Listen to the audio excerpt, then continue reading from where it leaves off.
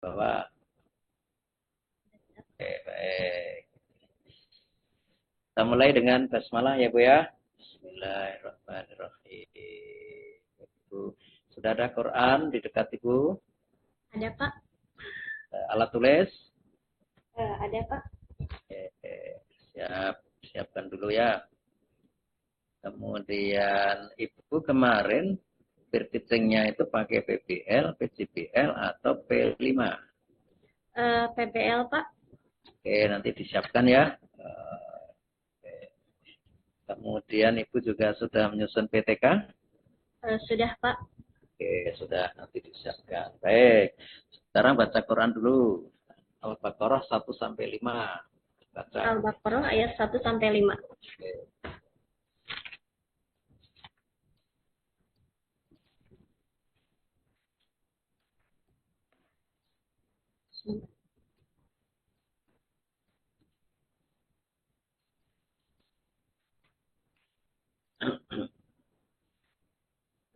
Mulai ya Pak. Ya. أعوذ بالله من الشيطان الرجيم. بسم الله الرحمن الرحيم. إن الذين كفروا سواء عليهم أأنذرتهم أم لم تنذرهم لا يؤمنون. ختم الله على قلوبهم وعلى سمعهم وعلى أبصارهم غشاوة ولهم عذاب عليم. ومن الناس من يقول آمنا بالله وباليوم الآخر وما هم بمؤمنين. يخادعون الله والذين آمنوا وما يخدعون إلا أنفسهم وما يشعرون. صدق الله العظيم. Tulis ayat pertama. Tulis. Ayat pertama saja Pak. Baik, sebentar Pak.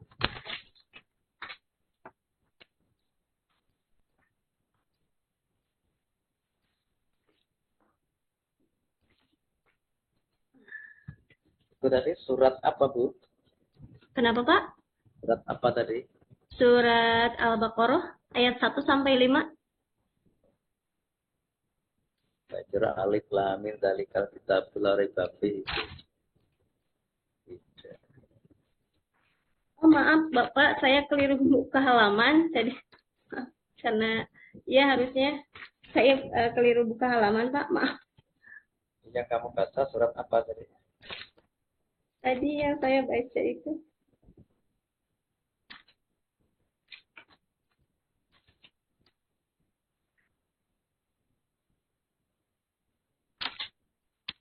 ini saya keliru buka halaman, saya maaf, maaf.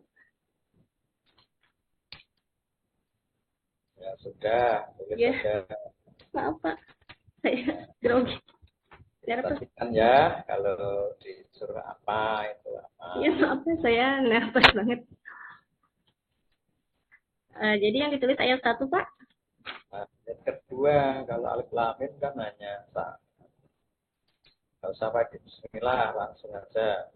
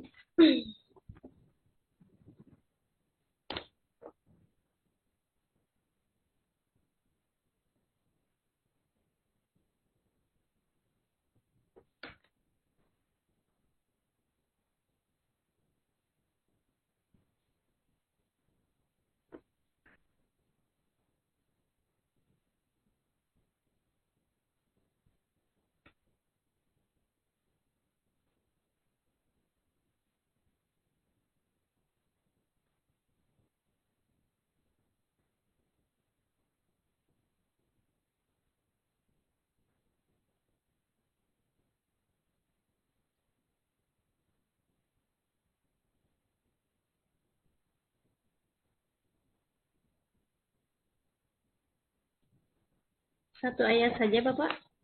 Saya tak lihat. Oke, mana Bu?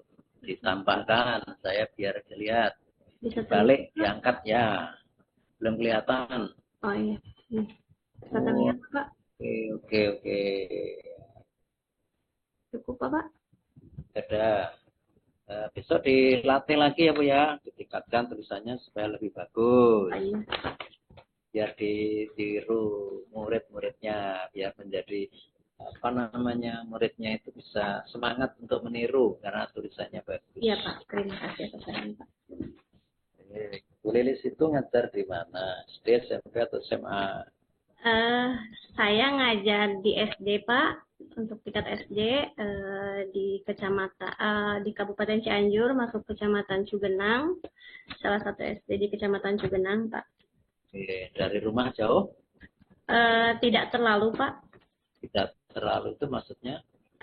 Hanya dekat, Pak. Lumayan dekat. Gitu. Tidak jauh, Pak. Hanya mungkin 50 meter, Pak. Oh, dekat itu ya. Pantes ya. Oke, tidak terasa beli Pertalite atau Pertamax ya. Dan dekat rumah. Nah, asli di situ, dekat rumah itu.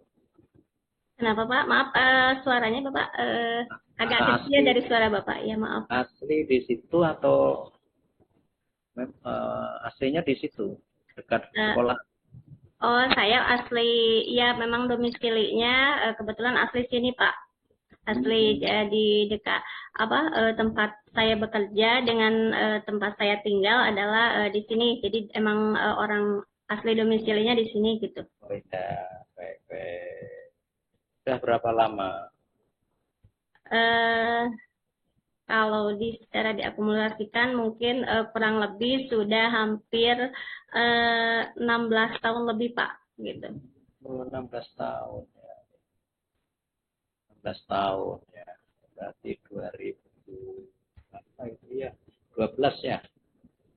Dua dua saya itu mulai masuk dunia pendidikan tuh 2007, Pak. Dari 2007. Berarti sudah lulus ya 2007. Sudah Kenapa, lulus Pak? S1 ya. Sudah lulus Waktu itu S1. sambil kuliah, Pak. Jadi saya tidak langsung mengajar, hanya dijadikan staf dulu. Jadi setelah itu baru setelah saya lulus, saya diizinkan untuk mengajar gitu sambil berproses jadi gitu. Oke. Lulus S1-nya tahun? 2011, Pak. Oh iya iya iya, berarti dihitung ini ngajarnya 2011-12 itu ya? Iya, Pak. Dihitungnya. Nah, berarti sekitar 12 tahun ya atau 11 tahun. Nah, sudah cukup lumayan ini. Itu sekarang posisinya jadi apa, P3K atau P? Oh, saya kebetulan, Pak, saya masih non ASN, Pak. Oh iya iya ya, mudah-mudahan nanti gilirannya ya. Amin, amin, Bapak. Doanya terima kasih. Baik, lanjut Bu ya. Iya. Santai karena ini terakhir ya, peserta terakhir.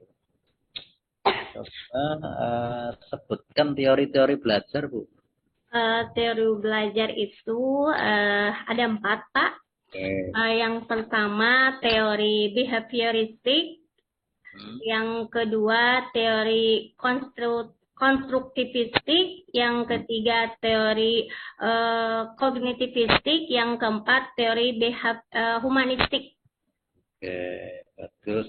4-nya sudah benar, tapi urutannya dari lahirnya kurang tepat ya. Pertama behavioristik, yang gitu ya. Terus lahir teori kognitivistik, lalu dikembangkan menjadi teori konstruksivistik, lalu lahir teori humanistik. Sekarang ada lagi, tapi di modulnya tidak ada, namanya teori belajar cybernetik. Nah, karena eranya adalah era teknologi. Artinya belajar dengan memproses informasi. Ya, seperti hari ini kan cybernetik ya, cyber ya. Begitu. Itu Bu ya. Banyak. Terus coba saya ingin tahu yang teori belajar konstruktivistik itu gimana? eh, yang dimaksud dengan teori konstruktivistik itu adalah teori belajar yang berpusat pada siswa, Pak, dan menekankan pada kemampuan siswa untuk membangun pengetahuannya sendiri dari pengalamannya. Oke, jadi konstruksi ya, anak-anak itu mengkonstruksi, membangun pengetahuannya sendiri. Nah, dari situ yang aktif siswa, bukan guru. Jadi guru tidak banyak menjelaskan, tapi mengajak murid-muridnya itu untuk membangun pengetahuan.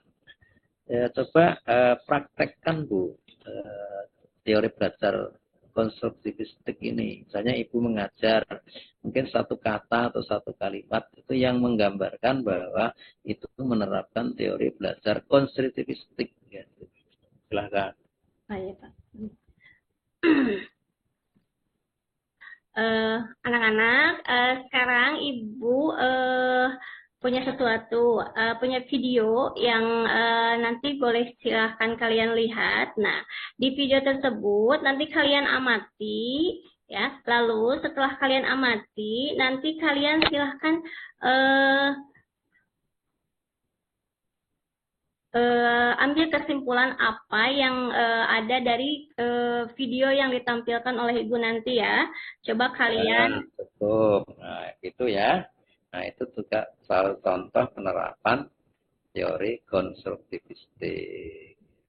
Misalnya suruh melihat video, kemudian membaca teks, gitu. Lalu juga ditanya, kan begitu. Nah, nanyanya satu-satu, satu-satu. Itu bagaimana nanti pendapatnya si A bagaimana, si B bagaimana, si C bagaimana, kan begitu.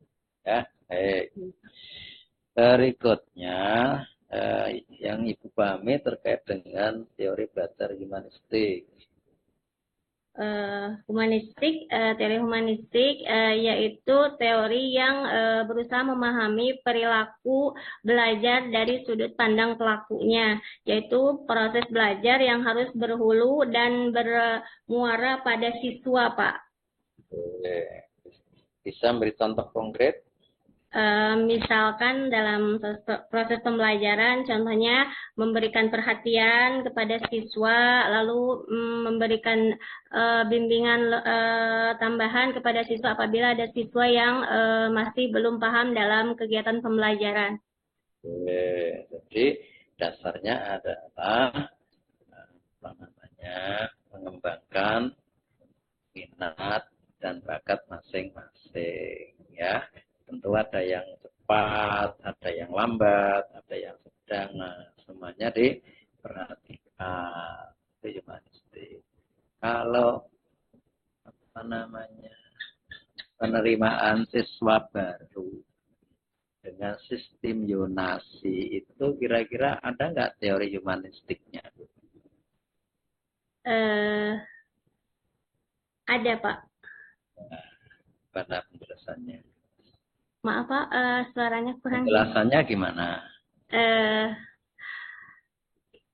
kan itu ya Pak. Jadi mungkin kita harus lebih mengenal karakternya siswa. Terus kan ketika penerimaan siswa secara diterapkan berdasarkan zonasi,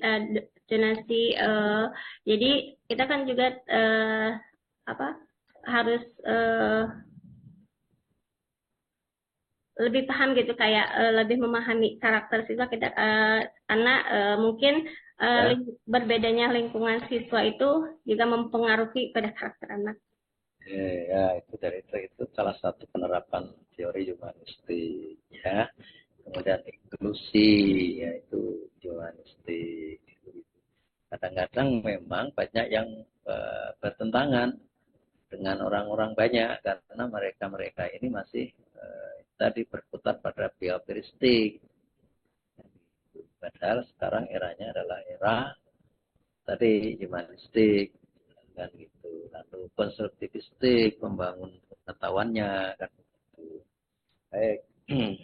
Berikutnya waktu peer teaching kemarin itu prakteknya pakai MAPBL, PJBL atau P5. Kemarin PBL, Pak. PBL. Oke. Temanya apa Ibu?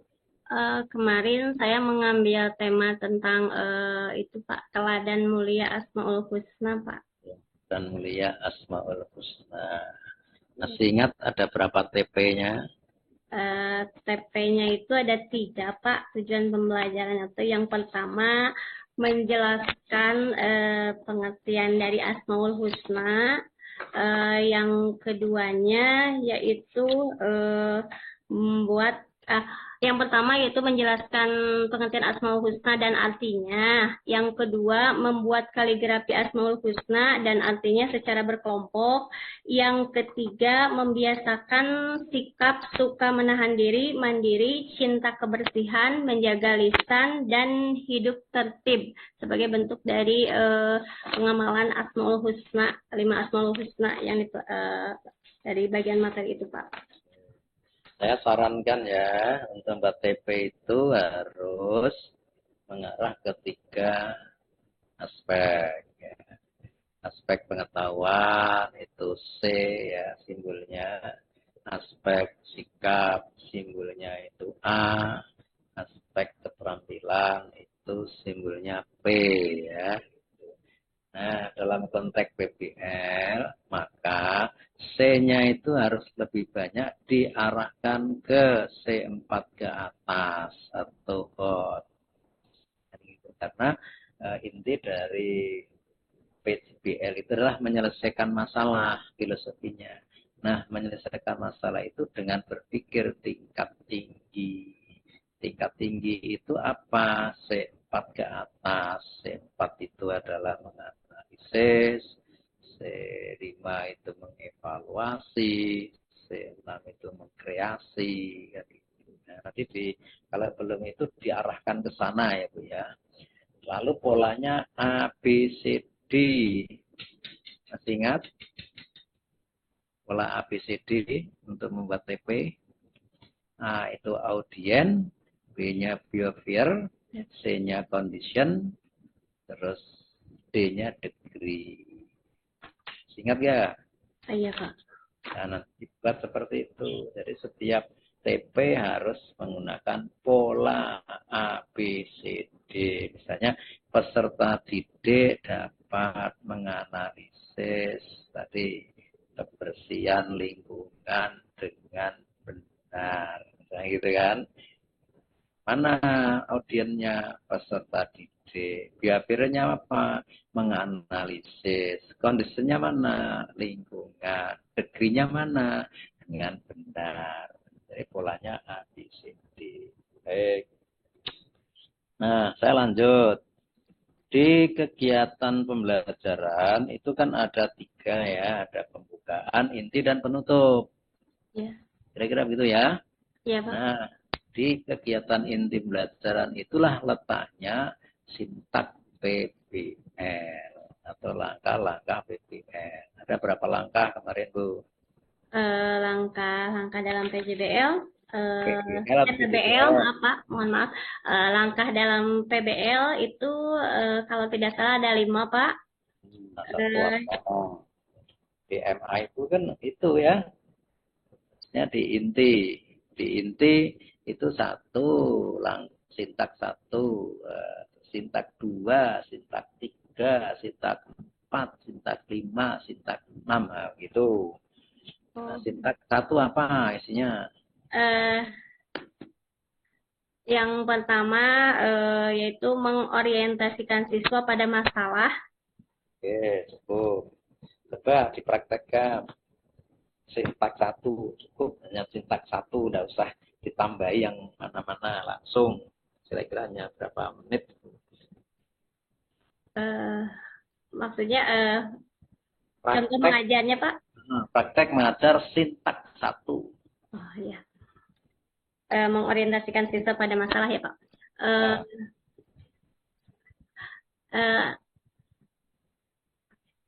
anak-anak, di depan kalian, Ibu akan tampilkan beberapa gambar yang nantinya kalian harus amati. Nah, gambar tersebut nanti kalian tentukan termasuk eh, ke dalam karena materi pembelajaran kita hari ini tentang Asmaul Husna. Jadi, Ibu akan meminta kalian untuk mengamati gambar tentang suatu sikap dalam kehidupan sikap ya sehari-hari yang menunjukkan pada perilaku Asmaul Husna. Nanti kalian amati gambar tersebut, lalu kalian tentukan, kalian harus menentukan gambar tersebut nanti termasuk ke dalam contoh dari pengaplikasian Asmaul Husna yang mana? Baik. Itu kelas berapa, Bu? Kelas 4.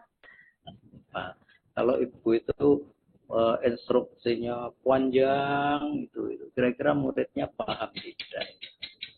Mungkin akan sedikit itu ya Pak, Oh, sedikit ya. kesulitan karena mungkin terlalu Nah, penjelasannya tidak singkat, padat dan jelas Pak.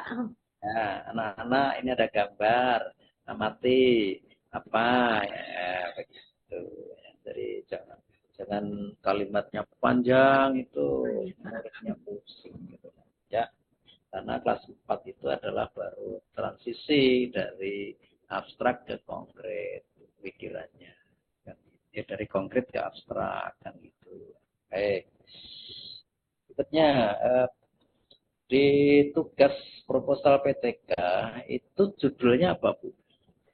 Untuk PTK, saya mengambil judul yaitu upaya meningkatkan hasil belajar PAI pada materi Asmaul Husna dengan menggunakan metode Index Card Match kelas 4 SDN Sukabakti, Kecamatan Cugenang, Kabupaten Cianjur. Itu Pak judulnya. Kata saya upayanya dihilangkan saja. Oh, tidak usah pakai kata upaya ya Pak. Itu kan sudah double dengan perlakuan tadi.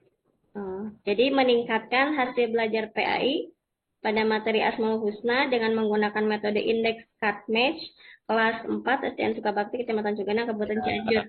Itu rumusan masalahnya, Bu.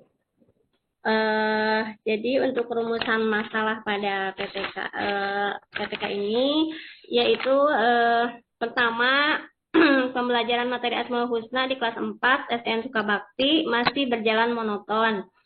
Yang Itu kan sebabnya, rumusan masalahnya. yang menjadi maaf Pak. Untuk yang pertama rumusan masalah yang pertama yaitu apakah dengan menggunakan metode Index Card Match terdapat peningkatan hasil belajar PAI dalam materi Asmaul Husna siswa kelas 4 SDN Sukabakti. Yang kedua, apakah metode Index Card Match itu dapat meningkatkan hasil aktivitas siswa dalam materi Asmaul Husna siswa kelas 4 SDN Sukabakti. Dua. Iya, 2 Pak.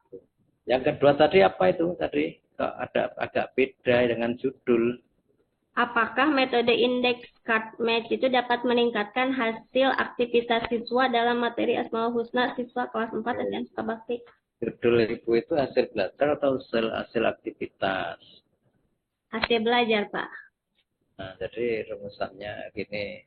Rumusan PTK itu ada 3, Bu. Karena PTK itu kan dari sebelum tindakan ke setelah tindakan. Nah, dari ke itu tengah ada proses, maka rumusannya 3. Ya, gitu. Dari judul tadi itu rumusannya kan seberapa tinggi hasil belajar, seberapa tinggi hasil belajar materi apa tadi ya? Asmaul Husna, Pak. Sebelum dilakukan tindakan dengan, nah tadi apa? Jadi seberapa tinggi hasil belajar titik-titik sebelum dilakukan tindakan dengan titik-titik itu ya. Iya.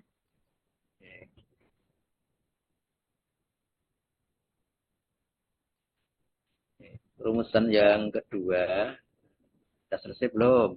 Iya Pak, sudah. Rumusan yang kedua itu bagaimana pelaksanaan apa tadi itu? Cut-cut tadi. Metode indeks cut. Nah, bagaimana pelaksanaan metode indekat? Boleh singkat seperti itu, tapi boleh juga panjang. Bagaimana pelaksanaan metode cut-cut tadi itu untuk meningkatkan hasil belajar. Boleh.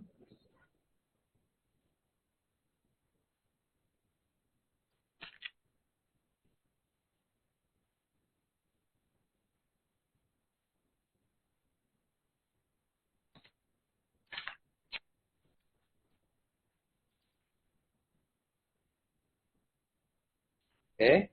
Nah, rumusan yang ketiga, seberapa besar peningkatan hasil belajar? Seberapa besar peningkatan hasil belajar? Seberapa besar peningkatan hasil belajar? Nah, tapi judulnya panjang tadi, setelah dilakukan tindakan dengan. Nah,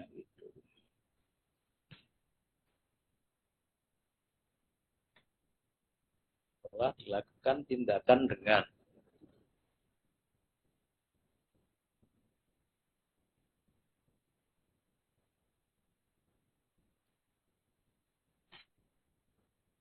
Jadi tiga Bu ya.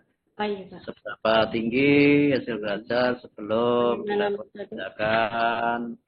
Bagaimana proses pelaksanaan untuk meningkatkan.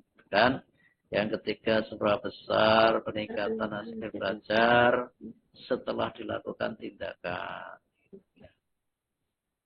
Oke, nanti tujuannya itu adalah supaya diarahkan ke rumusan masalah. Jadi tujuan satu untuk rumusan satu, tujuan dua untuk rumusan dua, tujuan tiga adalah untuk rumusan tiga.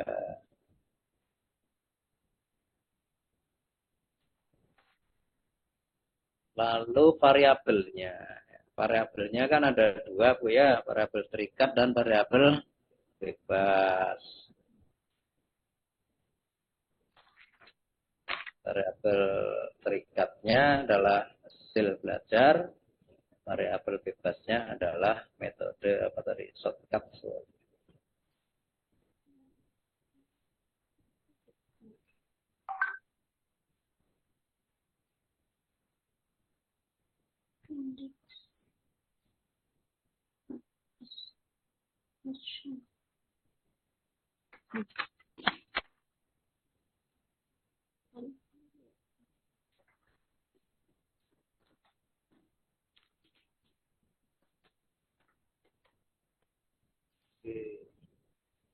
Bentar.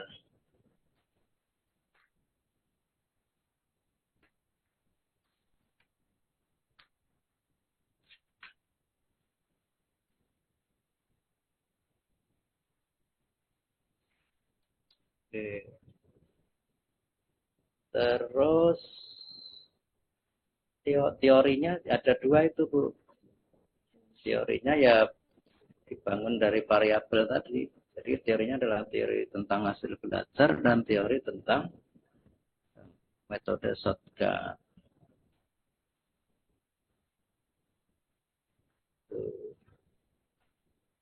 Nanti dicari siapa yang bicara tentang hasil belajar, siapa-siapa yang bicara tentang shortcut.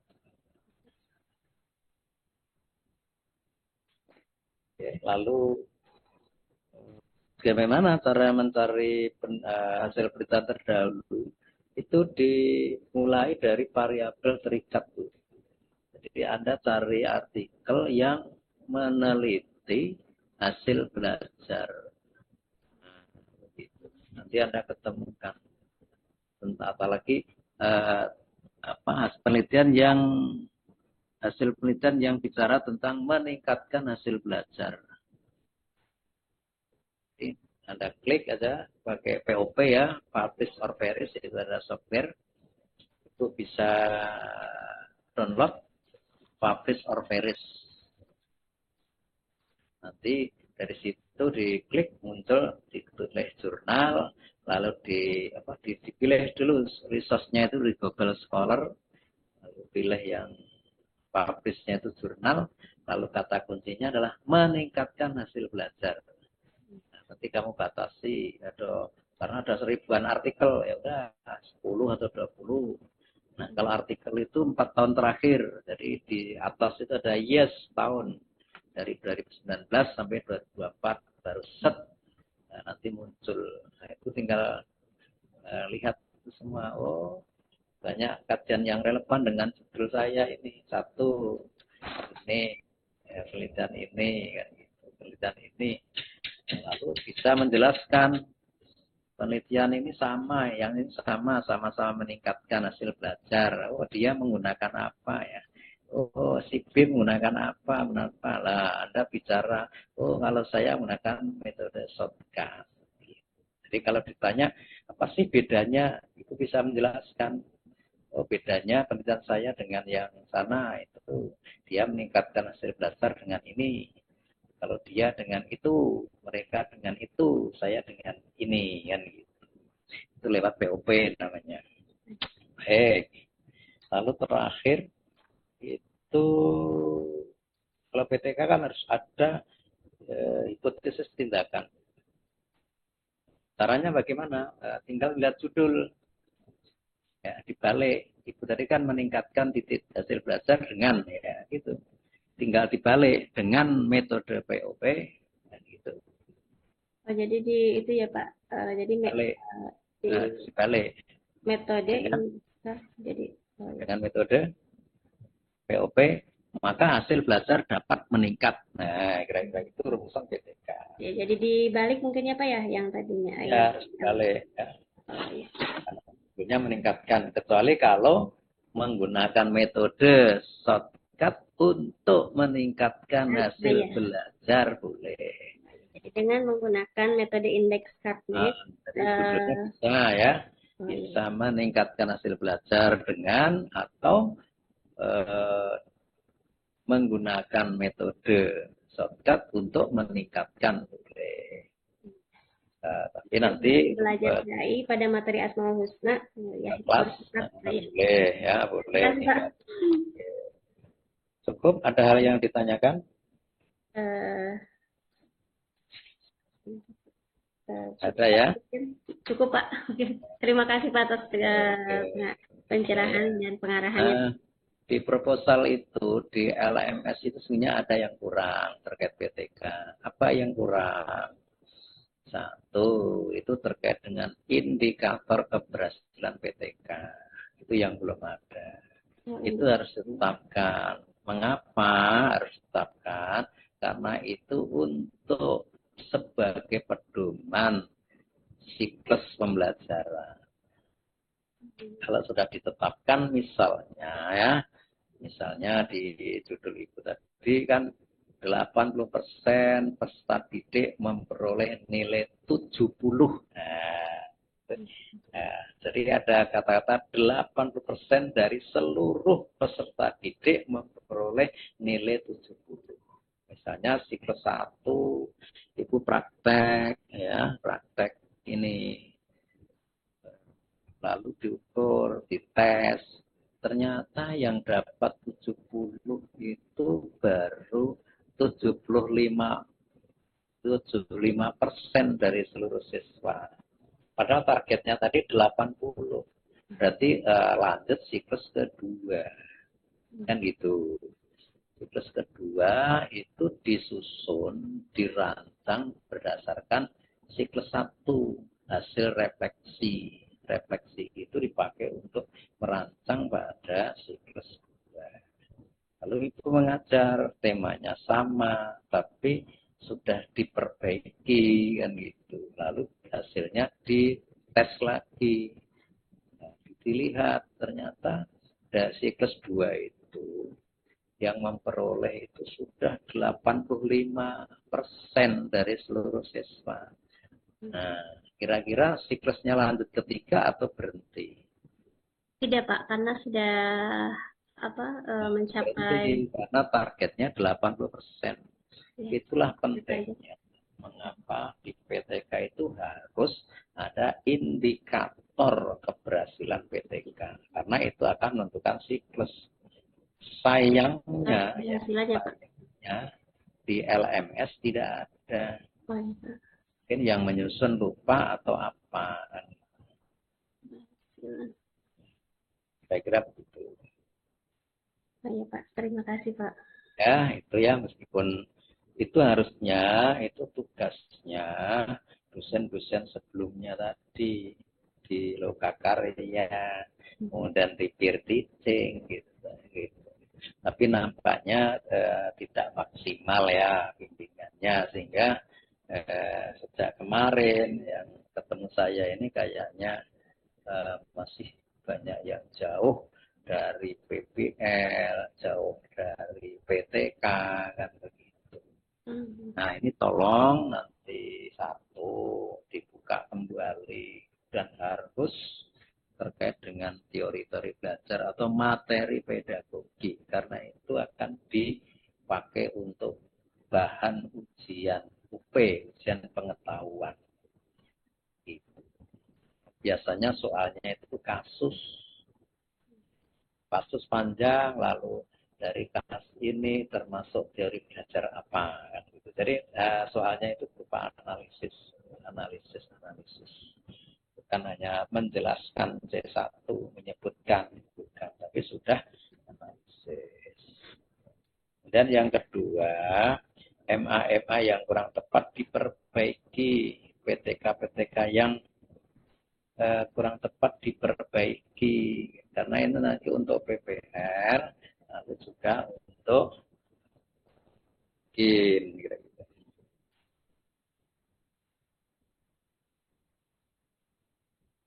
Saya kira gitu ya. Iya Pak. Sudah cukup ya, kita akhiri ya dengan hamdalah. Alhamdulillahirrahmanirrahim. Terima kasih Bapak, terima kasih banyak Bapak atas pengarahan dan arahannya. Ya, kita akhiri ya dengan hamdalah. Alhamdulillahirrahmanirrahim. Terima kasih Bapak. Assalamualaikum warahmatullahi wabarakatuh. Waalaikumsalam warahmatullahi wabarakatuh. Nah, ya undur diri ya. Iya Pak, sama-sama Pak. Itu diupload sesuai dengan jadwalnya masing-masing. Oh iya Pak, terima kasih Pak sudah mengingatkan. Ya. Oke. Saya undur diri ya. Ya, terima kasih Pak. Assalamualaikum.